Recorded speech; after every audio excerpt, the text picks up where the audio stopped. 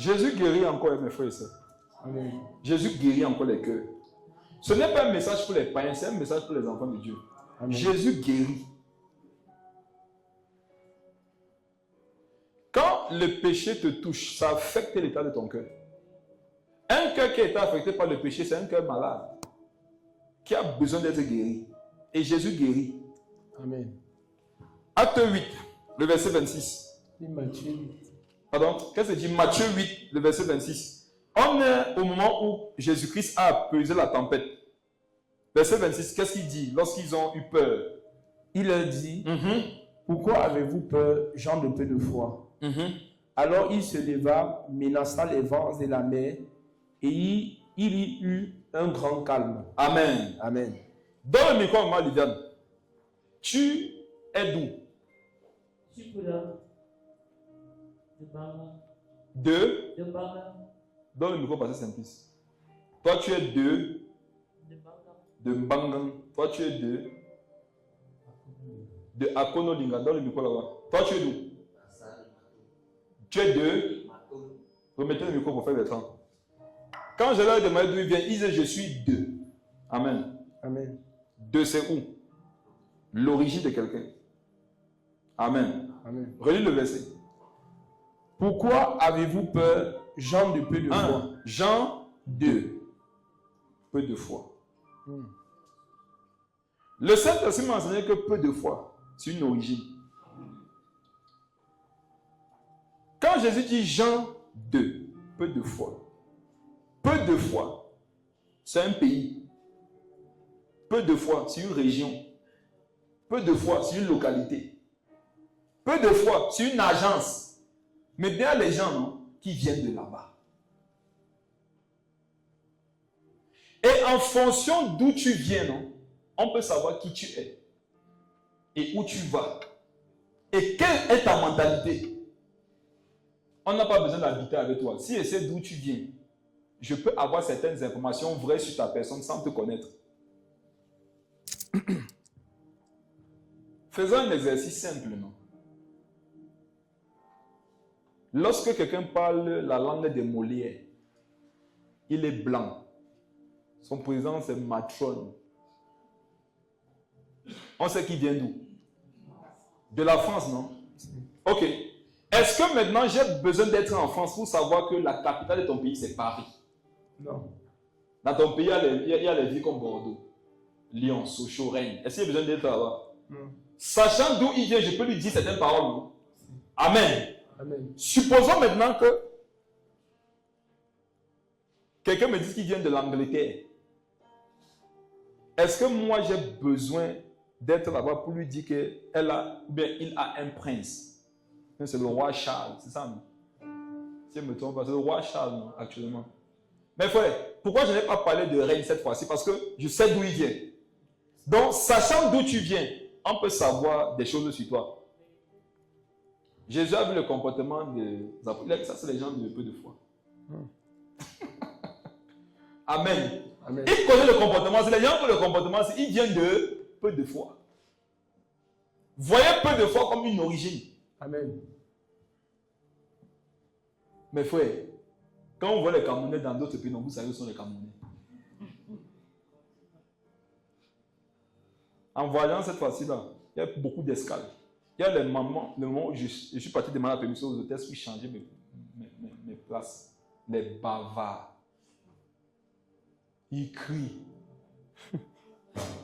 On n'a pas encore décollé, il faut qu'on lui donne la bière. Regarde, moi je pourrais dire que celui-ci il vient du Cameroun. Jésus a vu le comportement des apôtres, il a dit que vous êtes des hommes de peu de foi. Vous venez du pays là. Plein ici, non, vous habitez là-bas. Quand tu sais d'où tu viens, non, tu sais s'il faut que tu cherches le visa pour aller quelque part. Qui a déjà vu les frères en Europe prier pour savoir s'ils doivent venir en Afrique? Ça n'existe pas. Bon, je vais dire ça mieux. Qui a prié en Europe pour que Dieu donne le visa pour l'Afrique? Il avait. Qui a remarqué que c'est toujours en Afrique que les gens prient pour le visa? Vérité. Je suis que cette Afrique a beaucoup la chair dedans pour toi. Si c'était Dieu, non? les pensées qu'on a des chrétiens en Afrique, on verrait les mêmes pensées des chrétiens qui sont en Europe, en Amérique. Si eux tous, ils étaient conduits par le Saint-Esprit, on ne verrait pas seulement le mouvement de l'Afrique vers l'Europe, vers les Amériques. On verrait aussi le mouvement où? Des Amériques, France, Canada, tout ça, vers l'Afrique. Mais en Afrique, sur 100 chrétiens, ils sont 98. Mais en Europe, là-bas, sur 1000, il y a des 1000 personnes. Zéro. Des 1000 qui se posent la question de savoir. Quand Jésus te dit que tu habites à de peu de foi, si parce que te dit que mon ami, cherche un visa, cherche le visa, quitte le pays là. Quitte ce pays. Parce que quand tu viens de peu de foi, petit vent qui va se lever dans ta vie, tu vas wow! Lis ce qui précède. On dit qu'il faisait quoi? Alors, Verset 25. verset 25, les disciples s'étant approchés le réveillèrent et dit, Seigneur, sauve-nous, nous périssons. Mes frères et sœurs, faites-vous toujours des images lorsque vous méditez la Bible pour avoir vraiment une presque exacte illustration de ce qui s'est réellement passé. Eux, dans leur tête, ils périssent, non? Et maintenant, ils ont à côté quelqu'un qui peut les aider. Mes frères et sœurs, pensez-vous que les apôtres ont dit à Jésus, Seigneur, Jésus, oui, c'est comment? On périt. On est en train de périr. Pardon, lève-toi un peu. On périt. Quelqu'un qui a fait périr va comme ça là. Oui. Peut-être que je suis là, s'il restait sur le Seigneur, il ne veut pas savoir combien ils ont payé. Peut-être que tu es son... Quand tu vois la mort, Oui. c'était sûrement des cris. Donc quand Jésus est là, venez avec les gars, de quoi vous venez? Et il y a qui se comportent comme vous, il y a qui viennent d'un pays là, peu de foi. Ce soir, tu dois déménager de là-bas. Amen. Quand tu viens de peu de foi, non, tu n'as plus espoir que ta vie peut être différente de celle que tu as aujourd'hui. Quand tu viens de peu de foi, tu vas compter ton âge. Et voir si Dieu peut encore. Parce que apparemment Dieu peut jusqu'à 25 ans. Quand tu viens de peu de foi, il y a un âge, lorsque tu l'atteins, Dieu ne peut plus agir par rapport à ta situation. À peu de foi, quand on vient de peu de foi, si tu vas dans leur mairie, si tu vas dans leur administration, les textes disent qu'à 35 ans, il y a des choses que tu ne peux plus faire. 40 ans, il y a d'autres choses que tu ne peux plus faire. 45 ans, il y a d'autres choses. 50 ans, il y a ainsi de suite. Quand tu viens de là-bas, tu es inquiet. Quand tu viens de là-bas, tu raisonnes. Nous périssons. Mes frères et sœurs, comment est-ce que vous pouvez expliquer que des personnes dans la barque desquelles il y a Jésus confessent qu'ils meurent? On est ensemble? Amen. Mes frères et sœurs, le vent là souffle que comment? Au point où des hommes sont avec la vie manifestée. Je peux vous dire quelque chose?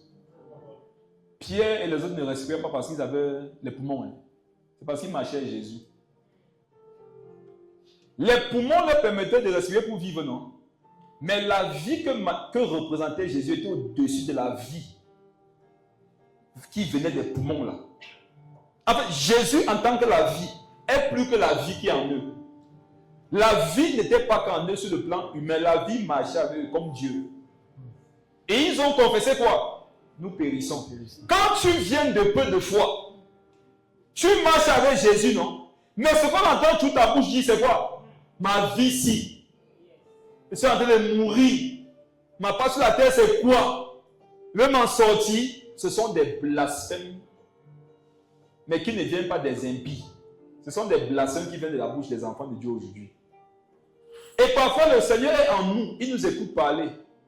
Le Saint-Esprit est tellement triste. C'est pire que de voir un païen aller s'enivrer, tuer son semblable. C'est pire. Jésus, la vie est là. Vous confessez de vos bouches que nous périssons. Frère. Donc c'est possible que Jésus soit là couché, moi, il meurt. Si les apôtres avaient un peu de foi, ils n'auraient pas réveillé le Seigneur. Ceux qui avaient plus de foi n'auraient même pas prié. Parce que, comment tu conçois que la bague là va couler avec Jésus? C'est pas possible. Vous avez souvent prié parce que vous n'aviez pas la foi. Vous avez souvent prié parce que vous doutiez. Il y a les circonstances dans lesquelles quand tu te retrouves, non? Je vous dis ce que moi il fait. Il y a les choses pour lesquelles il ne prie pas. Il ne prie pas pour ça. Attends. Jésus est avec moi. On est couché au lit là-bas. La bague coule. Si ça coule, il va se noyer aussi, non? Il dit que quand lui, il a envoyé l'eau, les poissons ne sont pas morts. Mais lui, le créateur de l'eau et du poisson, l'eau va le noyer. Georgie, tu crois en ça, ma fille? L'incrédulité fait beaucoup prier. J'ai enseigné à des frères récemment là-bas. Il y en a dit que les gars, vous avez donné du pouvoir à certains démons lorsque vous leur avez dit sors au nom de Jésus. Il y a les démons qu'on ne considère pas. Regardez, montez. La foi, non. La foi, c'est qu'il ne prie pas pour tout. Quelqu'un croirait que la foi, c'est de prier pour tous les sujets. Non, c'est enfantin de prier pour tous les sujets. En fait, quand tu vas te mettre à genoux pour prier, le ciel maintenant doit témoigner qu'il fallait vraiment que tu pries. Il y a des prières souvent quand tu les élèves. Regarde, le ciel n'est pas, ce n'est pas un sujet de joie que tu sois en train de prier. Parce qu'en fait, tu as déjà toutes les armes pour pouvoir gérer. Et tu as toute la sagesse pour pouvoir gérer la situation. Mais quand tu viens encore prier, soyez conscients à partir de ce soir que Jésus est dans votre barque. Amen. Ne chantez pas seulement. Et c'est qu'il y a la musique comme ça là. Jésus dans ma barque, il y a une musique là, on va couper décalé. Jésus est dans mon bateau, quelque chose comme ça, de bateau à faire quoi? Jésus est dans ton mariage. Est-ce que Jésus est dans ton mariage? Amen. Tu peux me dire oui. Amen. Si tu peux me dire oui, non, sois calme. Amen. Je peux vous faire une confession par rapport à ma vie de prière. Je peux vous faire une confession. Amen. Quand j'ai des gros problèmes et j'entends trop dans mon esprit une voix qui me dit prie pour ça, je ne prie plus, ce n'est pas Dieu. Dieu ne met pas la pression pour prier. Dieu, c'est un esprit de douceur. Dieu parle, Dieu ne crie pas. On crie lorsqu'on est en colère, Dieu est là, Dieu est amour. On crie lorsqu'on a peur, Dieu c'est l'assurance. Il n'y a pas une situation que tu vas traverser, Dieu va savoir que c'est urgent que tu pries. Il n'y a pas d'urgence au ciel. Comment il pourrait avoir urgence au ciel alors que Dieu sait tout ce qui va se passer? Il n'y a rien qui arrive qu'il ne sache pas. Tu traverses certaines situations compliquées et il voit ton esprit qui dit que hey, tu ne peux pas, si tu vas mourir, maman prends le jeûne. Wow, c'est grave. Prophète Bertrand, Dieu vient te mettre des prières pour il te dit prophète, c'est grave. Waouh. Quel est le problème qui est grave pour Dieu? Mon peuple périt faute de connaissance. Est-ce que vous connaissez le sentiment qui doit vous animer quand vous priez? C'est l'assurance. Ce n'est pas maintenant que le sujet va être résolu. Mon père savait. Amen. Mon père savait qu'il devait traverser cette situation. Jésus était au courant avant que je ne naisse qu'un jour, à une date, je devais avoir en face de moi ce mur. Regarde, donc, comme c'est un Dieu prévisible, il a tout prévu. Amen. Vous vous agitez quand vous priez et vous montrez aux démons que vous n'avez pas de communion avec le Saint-Esprit. Quand tu pries à le moment où il faut crier, mais c'est pas parce que tu cries que Dieu va faire. Amen. Quand tu dois crier, crie avec assurance. Amen.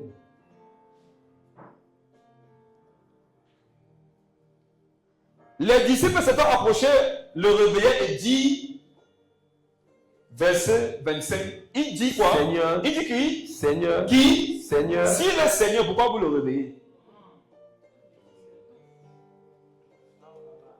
S'il est Seigneur, pourquoi tu le réveilles à cause du vent? Où est ta foi? La Bible nous enseigne que la foi doit nous donner de donner du repos à Dieu. Quand tu as la foi, non, tu donnes du repos à Dieu. Mes frères, Jésus dormait. Il était fatigué. Jésus était fatigué. Parce que si avec tous ces flots, il a pu trouver le sommeil, ça veut dire qu'il était vraiment fatigué. Combien de fois vous n'avez pas tué le Jésus de vos vies à cause de l'incrédulité? On t'appelle à 4 heures du matin, papa, c'est grave. C'est grave. Mon frère, oh, j'ai mal au cœur. Si Jésus est Seigneur, pourquoi tu l'as réveillé? Est-ce que tu peux réveiller le chef de ton pays? Tu peux réveiller seulement ton maire, le maire de ta localité. Pourquoi tu t'agites? Dieu ne va pas t'exaucer parce que tu as agité. Amen. Dieu va t'exaucer parce que tu es dans Ésaïe 30:15. Tu es calme, tu es confiant. Amen. Quand tu pries, joue la même chose que tu jouais. Quand tu pries, mets devant les paroles le calme, la confiance. Vous avez souvent laissé les paroles des hommes détruire votre confiance en Dieu. Vous avez souvent laissé la précipitation des hommes de vous voir dans un état briser la parole de Dieu. Et en vous étiez calme et confiant jusqu'à ce qu'on vous fasse des remarques par rapport à vos vies. Jusqu'à ce qu'on te dise que jusqu'à quand? Jusqu'à quand tu as donné de partir réveiller le Seigneur et tu lui as dit Seigneur, je péris. Les membres de ta famille t'ont dit tu n'es pas toujours marié. Tu es parti dire quoi? Seigneur, je péris. On t'a dit que tu n'as pas accouché. Tu es parti réveiller le Seigneur. Tu as dit Seigneur, je péris. Ce pourquoi ils sont partis réveiller le Seigneur, ce n'était pas par rapport aux choses spirituelles. C'était par rapport à leurs besoins charnels. Il fallait qu'ils sortent de la barque sains et saufs. Toutes les fois tu es parti réveiller le Seigneur précipitamment à cause des choses de la terre, tu nous as montré que tu es incrédule, que tu n'as pas beaucoup confiance en lui. Seigneur, il est Seigneur vraiment. Tu crois vraiment qu'il est Seigneur? Pierre, Jacques, Jean, il est vraiment Seigneur. Vous êtes sûr qu'il est Seigneur dans vos vies? Pourquoi vous paniquez?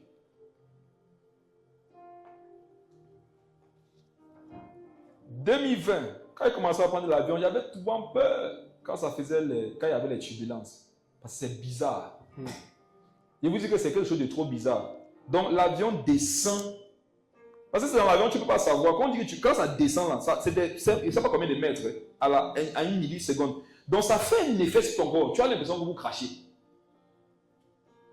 Un jour, pendant que je voyais, je n'avais jamais vécu ça. C'était trop grave. Au point, les gens avaient commencé à paniquer. Même les hôtesses, chacun était assis. Mon voisin paniquait. Il a attrapé le siège comme ça. Je dis que mon gars, si ça tombe, non, on va tous mourir.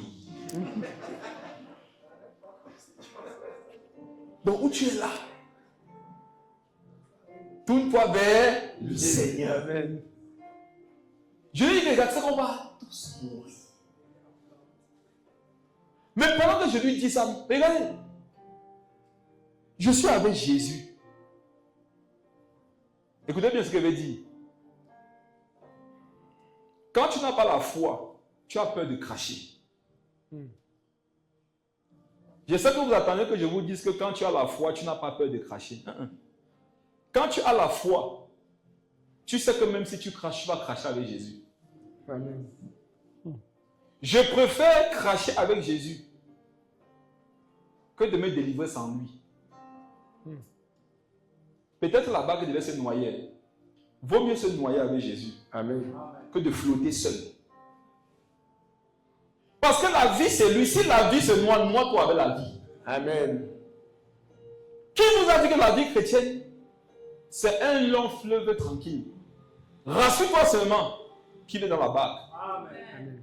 Regarde, tu traverses la galère pour l'instant. Tourne-toi, est-ce qu'il est là? Amen. Jésus est là, tranquille. Et tu sais de quoi il te parle? Actuellement, ton mariage traverse des flots. Mais tu as remarqué ton mari, tu as regardé ta femme. Tu sais qu'il a encore le Saint-Esprit. Elle a encore le Saint-Esprit. Regarde, sois tranquille. Amen. Tu ne sais pas de quoi ton avenir sera fait. Tes études, ta vie sociale, ta vie professionnelle. En fait, j'aimerais te dire que pendant que tu t'inquiètes sur toutes ces choses charnelles-là, le Seigneur, il a résolu ça depuis l'éternité passée. Ce qui l'intéresse, c'est que toi, tu accomplisses la raison pour laquelle tu es envoyé sur la terre. Et ça, c'est bien au-dessus de ce qui t'inquiète sur le plan charnel. Amen.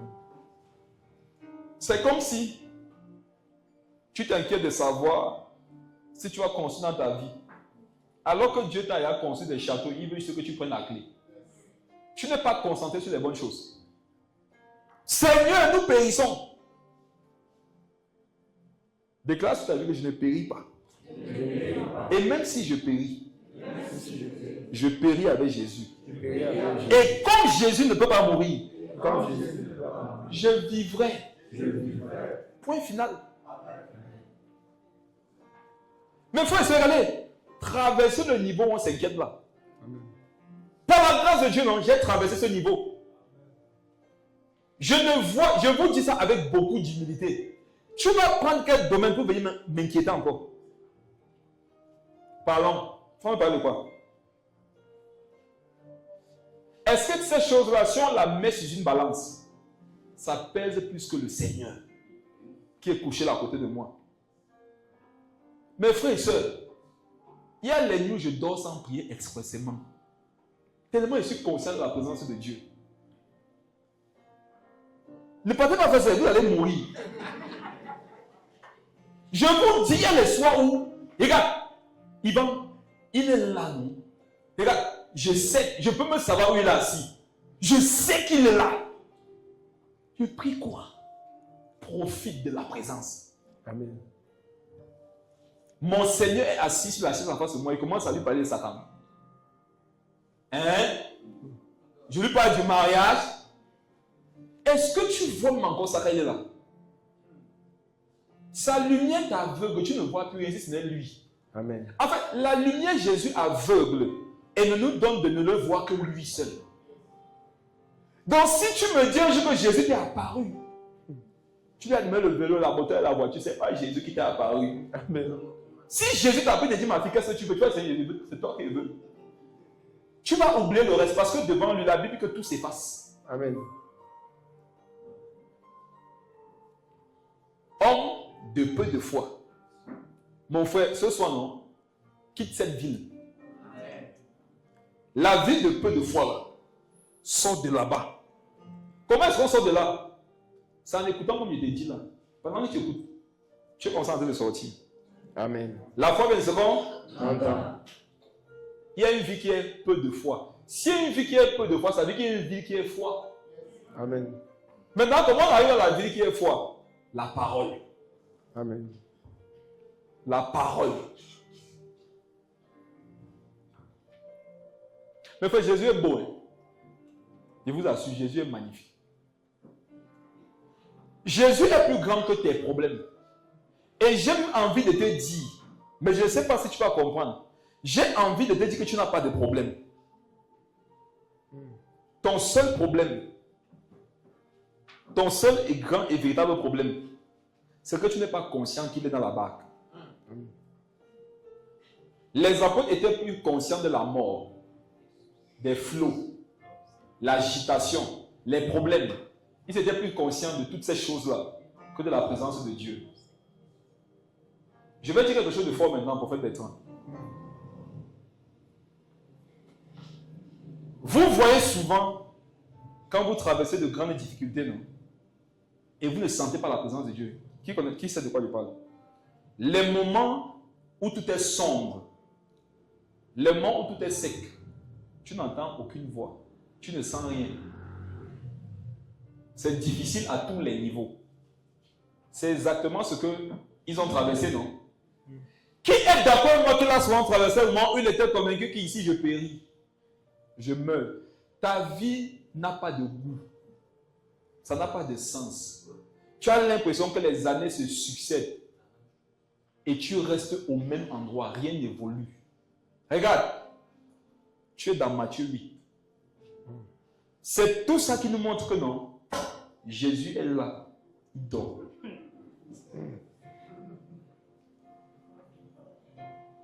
Amen. C'est dans cette condition que Jésus était là. Il continue maintenant plus profondément.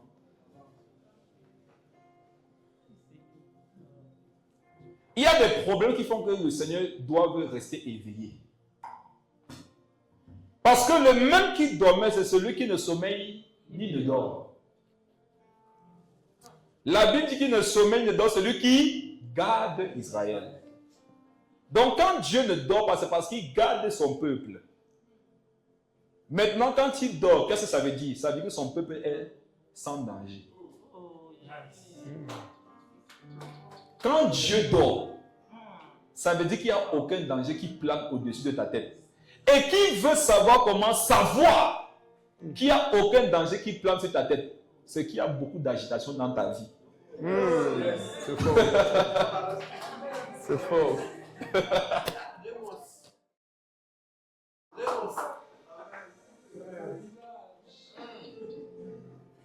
Vous voyez qu'il y a beaucoup d'agitation, non? Ce sont les meilleurs moments de vos vies.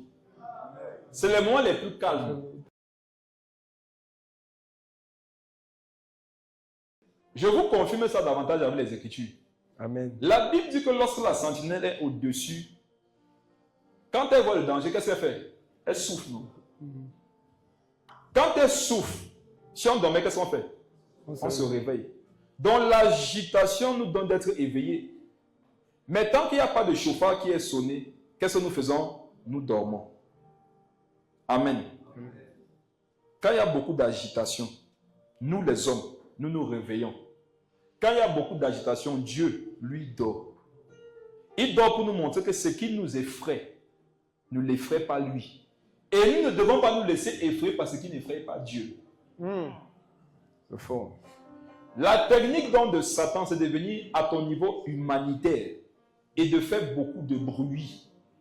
Dans le but que toi, tu te lèves de sa présence, non? Et que tu sortes de là. Parce que beaucoup, quand ça s'agit, eux, ils ne veulent pas laisser Dieu agir parce qu'ils se disent que Jésus dort. Eux-mêmes, ils veulent agir. Quand tu as vu le Seigneur dormir par pluie, il n'a fait toi-même dort. Amen. S'il se réveille, réveille-toi. Jésus savait que les vents là soufflaient. Il y en a, vous avez l'impression que Dieu ne voit pas certaines situations par lesquelles vous passez, non? Vrai ou faux? Pardon, ne faites pas les hypocrites. Ouais. Souvent, il y a des domaines de ta vie, tu as l'impression que Jésus ne l'intéresse pas. Tu sais pourquoi? C'est parce qu'il dort. Et quand il dort, ça veut dire que ce que toi, tu vois comme problème là, tu dois arrêter de voir ça comme un problème. Dors aussi. C'est fort. Chaque fois que le Seigneur voit ses enfants vouloir trop s'agiter, il est calme. David veut aller en guerre. Il veut commencer à s'agiter. Dieu lui dit non, David, c'est pas ça. Assieds-toi. En face de tes ennemis. Il te dresse une table. Joins d'huile ta tête. Tes mains du vin. Et ta coupe déborde. Toi, mange, bois. Vois comment je te délivre de tes ennemis. C'est la raison pour laquelle quand vous voyez beaucoup d'ennemis venir en face, beaucoup de problèmes, et vous voulez vous agiter dans le jeûne et la prière, ce n'est pas spirituel. Si tu as remarqué les choses qui t'ont souvent amené à la prière et le jeûne, c'était quoi? L'agitation de tes problèmes. Chaque fois que le Saint-Esprit te voit jeûner, prier, à cause de tes problèmes, ce n'est pas agréable à Dieu. Toutes les fois pour lesquelles Jésus a demandé qu'on jeûne, ce n'était pas pour ces choses-là. Et le Saint-Esprit m'a dit qu'après cette veillée, la veillée qu'on aura, on priera les prières de Jésus. Je vais vous expliquer ça pendant l'enseignement.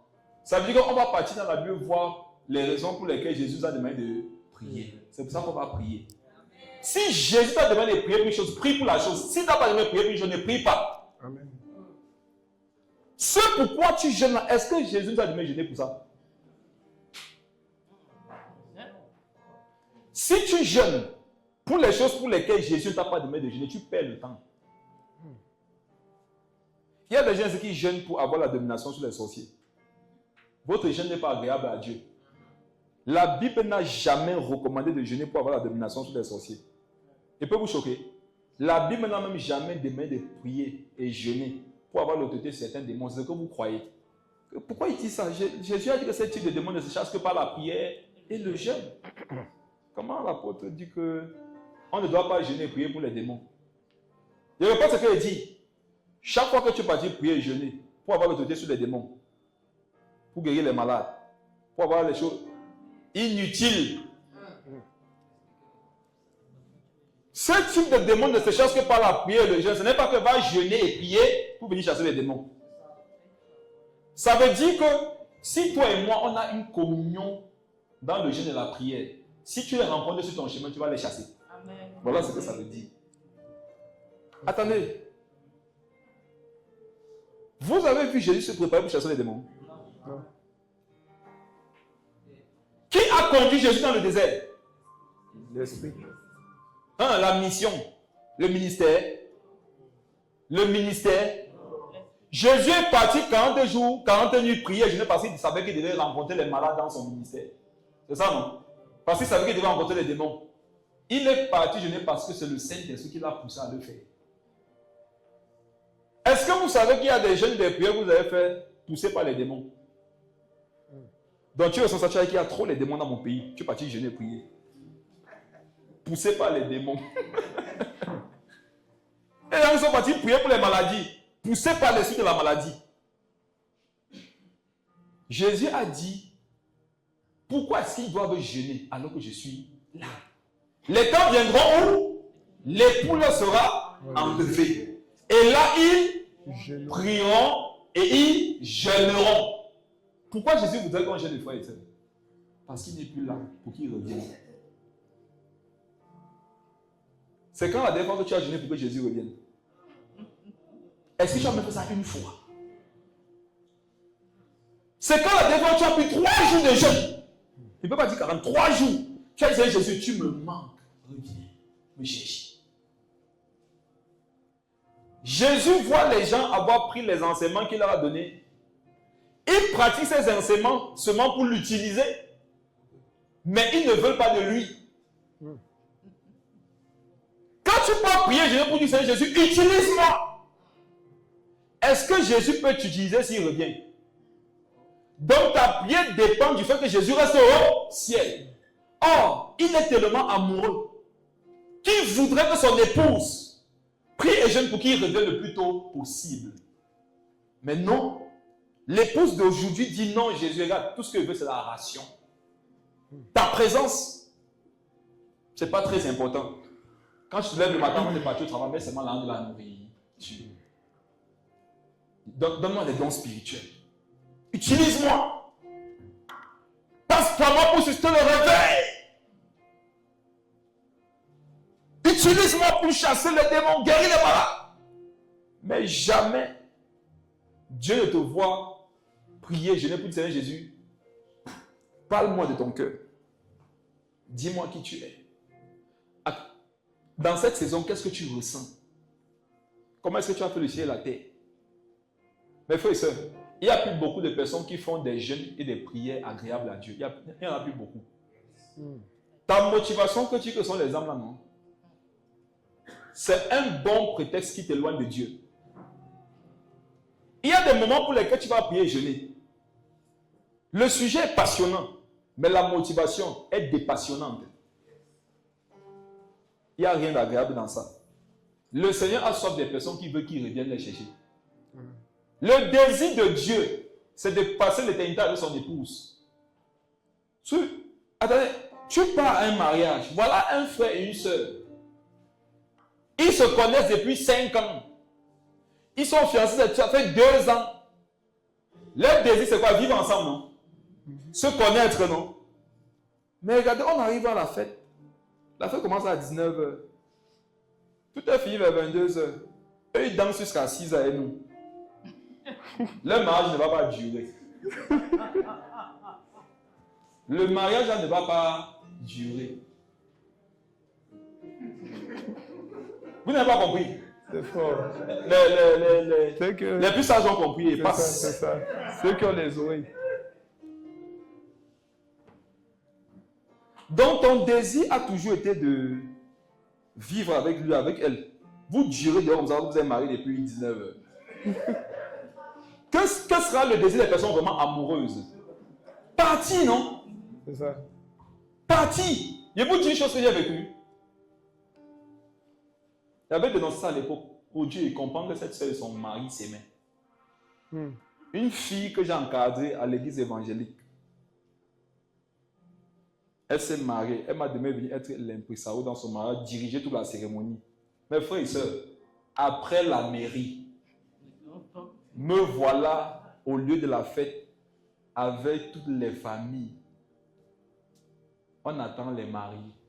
Les mariés ne viennent pas. J'ai attendu des heures jusqu'à ce que je suis parti. Elle m'a dit après qu'elle et son mari sont partis, eux, se balader. Je vous dis, ils ont abandonné les familles là-bas. Le mariage va durer. Il y a les gens, souvent, on les chasse à leur mariage. Il y a rentré. Ils ont tiché. Ils sont avec vous. Quand vous ne voulez pas vite partir, non? C'est que vous avez C'est ça. Ils ont tiché. Moi, après mon mariage, j'ai d'abord libéré la salle et donné à ma femme. C'est pas pour aller faire les choses que vous croyez, non. C'est le désir de vouloir être à deux, mais dans un nouvel état. Amen. Qu'est-ce que tu dis, c'est en fait, non. Aujourd'hui, vous aimez plus les vidéos du mariage que le mariage. Ça, c'est vrai. Vous voulez assez de photos et de vidéos pour aller vous vanter sur les réseaux. Plus tu as exposé ton mariage sur les réseaux, plus tu as des combats dans le mariage. C'est ça. Plus tu as montré partout aux gens que tu es arrivé, on va te faire ça dur. Est-ce que vous savez qu'une photo sur un statut, c'est innocent comme ça peut être très coupable? Vérité. Tu peux mettre ta photo sur un statut, il n'y a pas de problème. Mais la motivation pour laquelle tu as mis ta photo là-bas, ça détermine les combats que tu auras. Il y a des gens qui mettent leur photo en statut de mariage. C'est pour dire que non. Vous avez vu. Voilà encore. Regarde, ils ont vu. Et toi-même, tu vas voir comme ils ont vu. Parce que tu voulais qu'ils voient. Mes frères et sœurs, laissez la foi grandir dans vos cœurs. Amen. Ne priez plus pour tout. Priez pour les sujets pour lesquels Jésus voudrait que vous priez.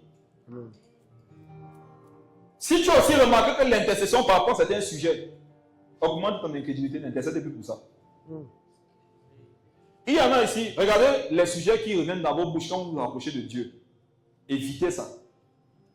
Il y en a, vous avez remarqué que vous avez des sujets réflexes. Sujets réflexes. Et vos sujets réflexes ne sont pas des sujets qui sont agréables au Seigneur. Chacun ici sait de quoi je parle. Il y en a ici, dès qu'ils sont dans la présence de Dieu comme ça. Seigneur, je t'en supplie, fais-moi grâce par rapport au travail. Tu as remarqué que quand tu t'approches de Dieu, les premières choses que tu cites, c'est toutes les choses de la terre. Arrête ça. Est-ce que vous savez que Dieu sent des choses? Tu peux être en train de prier, mais tu fais ressentir des choses qui blessent le cœur de Dieu. Excusez-moi les célibataires. Bon, certains mariés aussi. On a besoin d'enseigner d'abord quoi? Tu connais même plus que les maris. Est-ce que vous savez que la sexualité avec une prostituée, ce n'est pas la même sexualité avec une femme, avec sa femme? Amen. Les gens qui partent voir les prostituées, il n'y a pas d'amour entre eux. Amen. Il n'y a pas d'intimité. Il n'y a pas de câlin. Il n'y a pas de bisous. Allez demander aux gars qui partent chez les prostituées, ils ne font pas de bisous. Amen. Amen. Dans un couple équilibré, dis à ton voisin équilibré. Un couple équilibré. Parenthèse d'abord. Un foyer chrétien qui fait 1 semaine, 2 semaines, sans se câliner, non? Vous êtes envoûté. C'est une parenthèse. C'est une parenthèse. Regardez, vous êtes envoûté. Un couple chrétien dont les deux dorment sur le même lit et les corps ne se couchent pas, vous allez aller au purgatoire créé par nous-mêmes. Le purgatoire n'existe pas, nous on va créer, on vous envoie là-bas. Vous allez apprendre à dormir là-bas, mais on va vous envoyer au ciel. 2 chrétiens Mari et femme, couchés sur le même lit. Les corps ne se touchent pas. C'est la sorcellerie que vous faites. Oh, heureusement que les maris ont commencé les réunions, on va enseigner. Amen. Je voulais même dire quoi? Vous voyez comment les couples là, vous nous déconcentrez. Je voulais dire qu'il y a une certaine intimité, non? Entre un mari et sa femme. Il y a des gens ici, vous faites des prières de prostituées. Vous faites des prières comme si Jésus était une prostituée. Dès qu'il vient à prier, ça va. Écoute, laissez-moi. Dans la société, il y a ce qu'on appelle les préliminaires. Je n'enseigne ça à personne ici. Vous connaissez, vous tous. Les préliminaires, c'est quoi? C'est qu'on va d'abord avoir un temps de préparation. Avant l'acte proprement dit. Ça, ce sont les rapports normaux. Le rapport avec la prostituée, il n'y a pas de préliminaire parce qu'on n'a pas de sentiment pour elle. Il n'y a pas de communion spirituelle, émotionnelle avec elle. Elle est comme un objet qu'on doit utiliser. Beaucoup, non, vous traitez, vos bien vous traitez Dieu comme une prostituée. Les gens viennent la prier comme ça. Seigneur Jésus, donne-moi. Oh Seigneur Jésus, ma vie. Je souffre, Seigneur. Souviens-toi de tel parce que tu oublies. Souviens-toi. En fait, Dieu est là comme ça. Dieu se dit, donc, je n'ai des choses qu'à donner, moi. On aussi vient à me donner. Vous savez ce qu'on appelle une communion, c'est donner et recevoir. La prière doit être une communion. Pas le fait de prendre seulement. Amen. Dans le langage français, il y a des gens qu'on appelle les vaches à lait. Les vaches à lait en termes français, ce sont des personnes qui sont élevées en dignité dans leur famille. Et donc, les pauvres ne consultent la présence que lorsqu'ils ont des besoins. Dieu n'est pas une vache à lait, frère. Amen. Jésus est amour. Donc, la première chose qui peut faire que la puissance de Dieu se manifeste lorsque tu pries, c'est que tu lui manifestes ton amour. Amen. C'est des préliminaires, non? Seigneur, il t'aime. Amen. Même si ce n'est pas sincère au départ, dis quand même. Amen. Seigneur, je t'aime, Seigneur. Il y a des gens ici, non? Dis que je t'aime. Même à Dieu.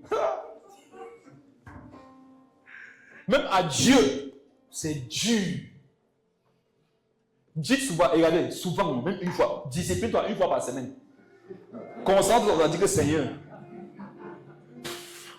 Je t'aime, voilà. Tu as dit.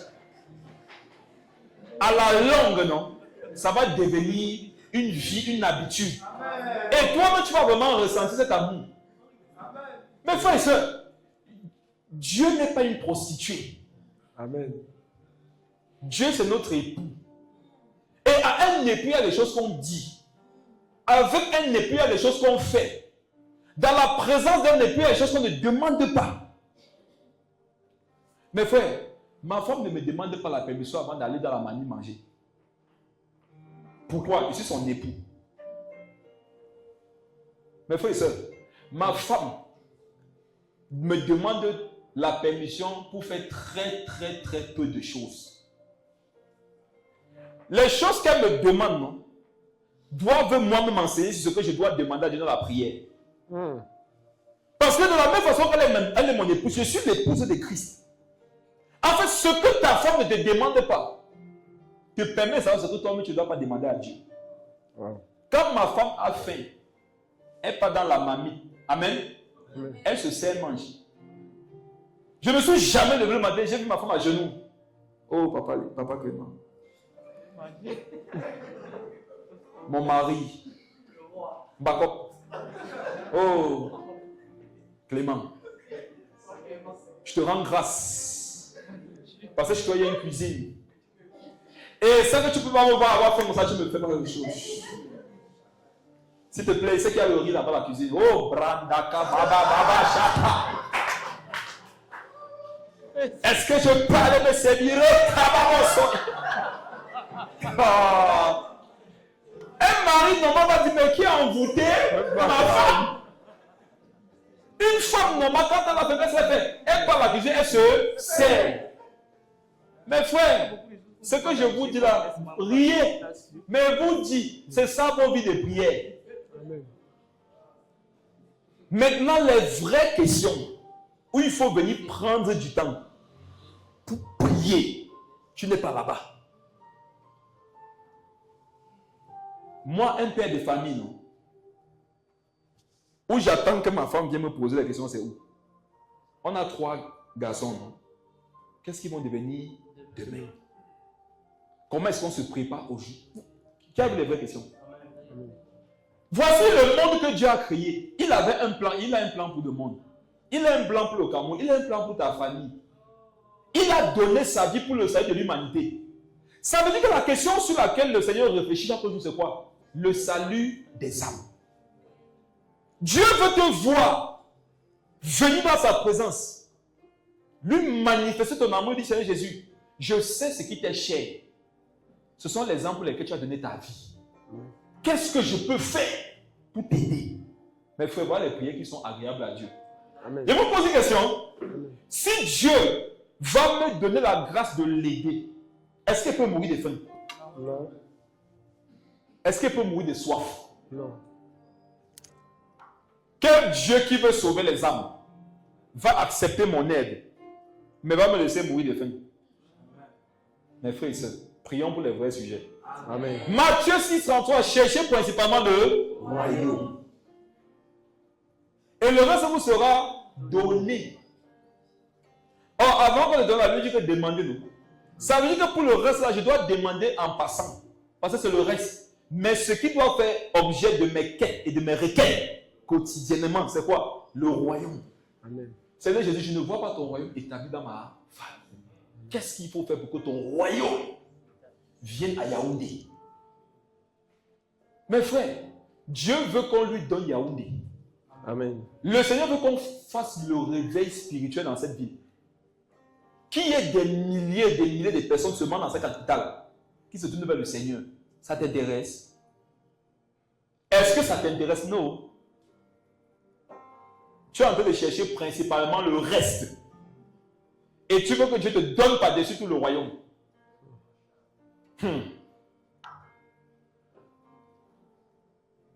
Faut quitter peu de foi. Amen. Amen. Quittons peu de foi. Gens de peu de foi. Mon temps est fini.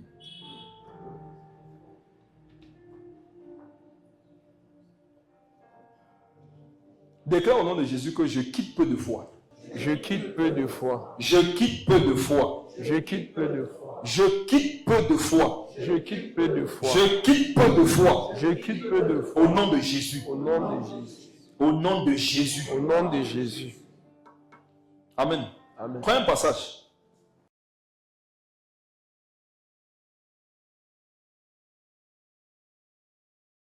Acte le chapitre 13.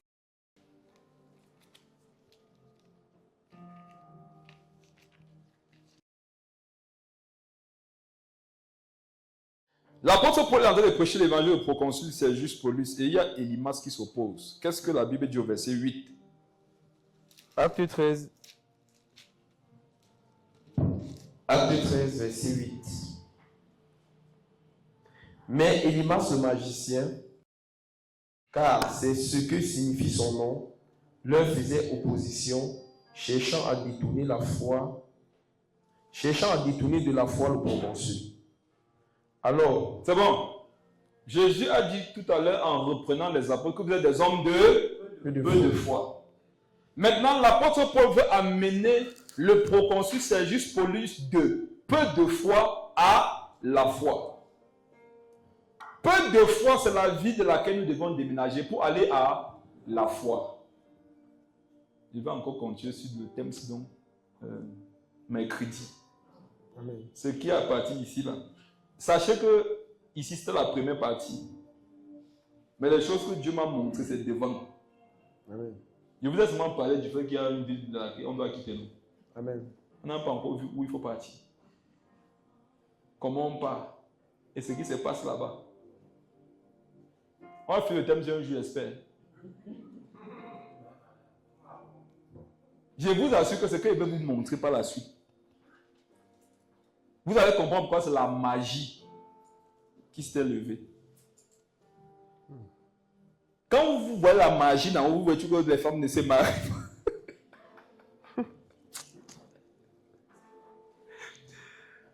tu dis à quelqu'un que c'est quoi l'autel de votre famille, il dit que dans votre famille, les femmes ne se marient pas. Les enfants ne parlent pas à l'école. Voilà les choses que les gens voient.